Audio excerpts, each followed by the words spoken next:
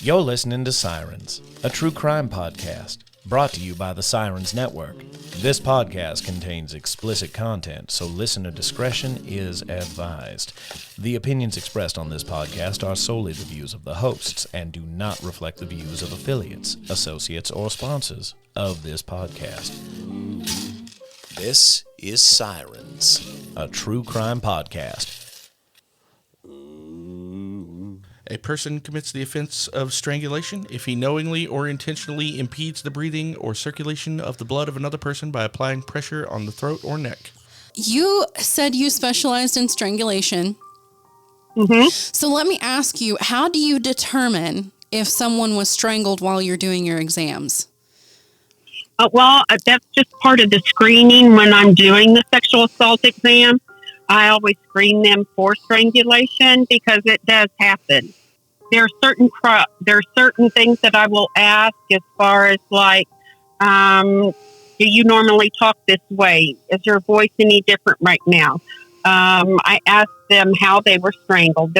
I have a mannequin head that I have. Mm-hmm. I ask, show me how they were strangled. I take pictures and everything. I assess their neck and everything, their eyes, look for petechiae, which is little red spots. Petechiae can happen, to a lot of people, like women that are pregnant, that are trying to have the baby, that pressure, they Right. can have petechiae all through the body. But when we're specifically talking about strangulation, it's from where the grip was, the ligature, the hands or whatever, from there up, like from the neck up. Deb was talking about the strangulation, and I just wanted to clarify that a lot of people, patients of Deb's patients or victims will tell the police or tell the doctors that they were choked out. That is strangulation. Yeah. If someone puts their hand around your neck, that is strangulation. And whether you passed out or not, it doesn't matter. It's strangulation. Mm-hmm. When anyone tries to control you with their hand around your throat, it is strangulation. Because it only takes a little bit of pressure to strangle someone. You can put your thumb on your carotid artery, and if you hold it there for 15 seconds, you will pass out. And that's why a lot of these young people are doing this. Oh, those stupid Yes. The challenges or whatever they're called. and the sexual whatever they're doing to so I mean that's just enough to open a can of pop. Yeah. That's how much pressure that it takes to strangle someone. That maybe explains why some of these serial killers, that's like their method is strangulation, because it's I guess somewhat easy to do. Easy. It is so easy. You do not have to cut off people's air to strangle them. That is not even close to what you have to do. You can simply place your hand on your two arteries on the sides of your neck for 15 seconds, and if you push hard enough, you will pass out. Wow. I know we talked about it with our forensic nurse, but my question to you, because as the SANE nurse, she doesn't see it until later. She's not the first one that sees it. So my question to you is it obvious? That depends. Some of these perpetrators some of these guys that are assaulting these women, this is not even their third rodeo. Yeah. And they are very well versed in how to hide what they've done. We had a guy that we picked up that, and this is going to blow your mind, but he had been strangling his wife simply because she had rosacea on her neck. And she knew he would choke her until she almost passed out. Like manually with his hands? With his hands, because he knew that I wouldn't be able to find anything under all that irritated and ablaze skin. But was he not at least leaving like bruises? Or I happened to notice because where she would get it is like the neckline of a t-shirt. Yeah. So she would never wear low-cut shirts Right. or crew neck shirts or V-neck shirts or anything like that because she didn't want you to see it. Right. So she would wear her little T-shirt up here, and she would buy them a little bit smaller than normal so that they would kind of suck up around her neck a little bit. And he would grab right there. Well, the particular day that he attempted to assert his dominance over her, and they called me, of course, he would always, these manipulators like this guy, Eddie, when you get there, they're like, man, they gaslight. They say, oh, she's crazy. No, I would never choke her. That's rosacea. Like, she's out of hand. Whatever. All right. It was a good day for her rosacea. Yeah. It wasn't that bad of a breakout. It wasn't as big as he's used to it being. Right. And I saw a very clear fingerprint. Like a very clear finger contused on the edge of it. I pointed out to the officer. He took a photograph. He came in, asked the guy to show him his hands.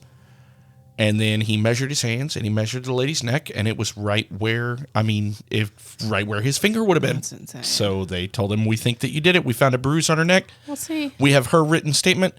Place your hands behind your back, please.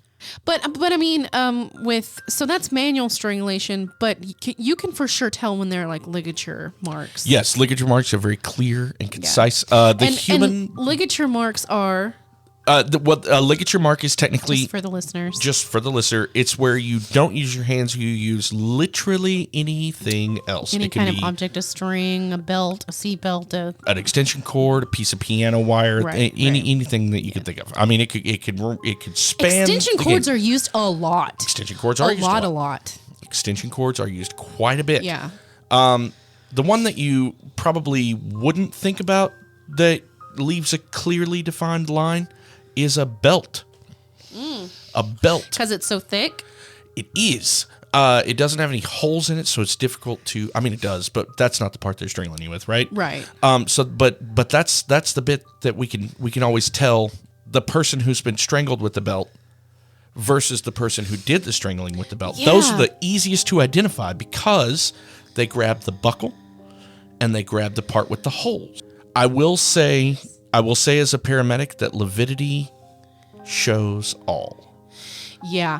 But that is the issue, is that they have to be dead for you to figure out what happened. It's true. Yeah. But lividity shows everything. You cannot hide from the lividity of a human corpse. It will tell you the entire story of that attack from beginning to end. You can't hide from it. And just for the listeners, explain. Lividity is a skin sign that is usually dark blue, purple, or black that appears on the human body after death at the location where blood pools or recent trauma has occurred. Right. So if he strangles her with a flat, wide belt and that kills her, and then he takes the belt out from under grandma while she's face down or whatever, and walks out of the room, when we come in, all the bruise that happened from the belt is the first place that blood will turn black. Yeah.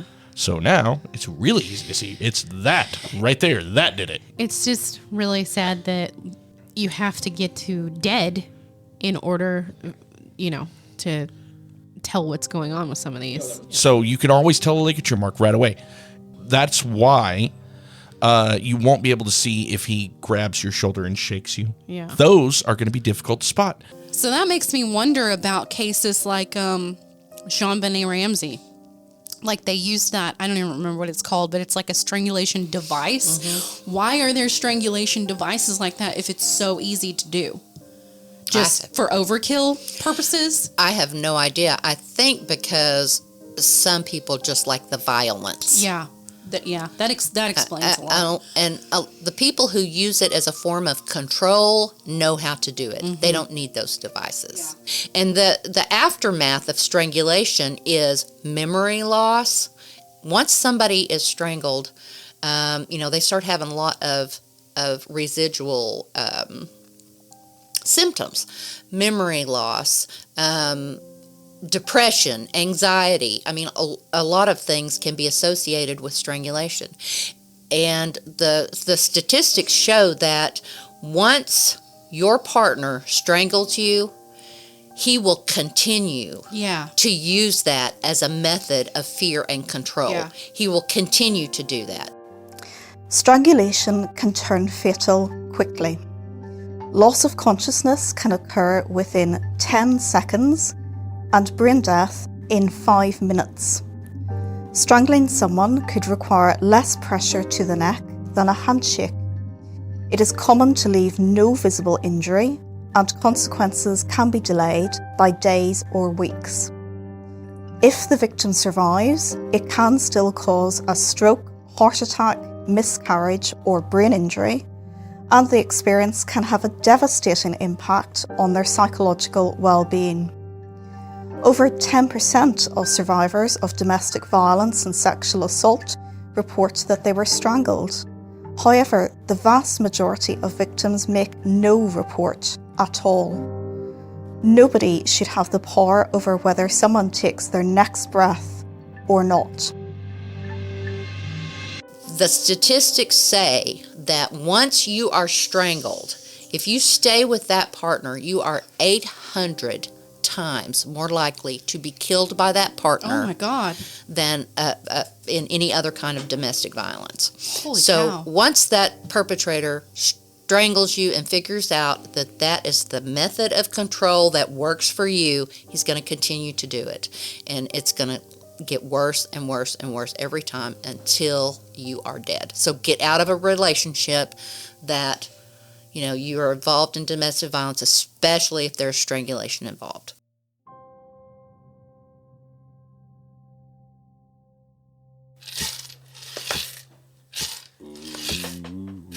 You've reached the end of our episode. All suspects are innocent until proven guilty in a court of law. Catch more next time on the Sirens Podcast.